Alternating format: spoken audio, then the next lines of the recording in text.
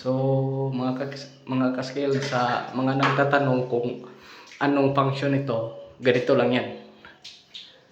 Pag open ng shower valve, papasok yung cold water dito kasi hindi siya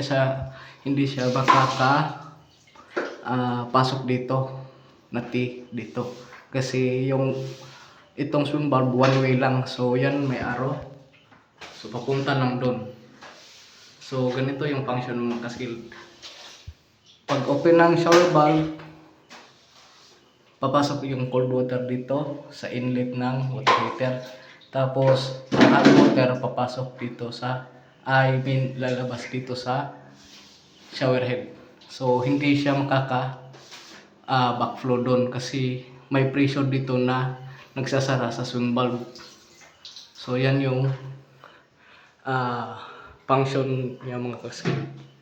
So yan.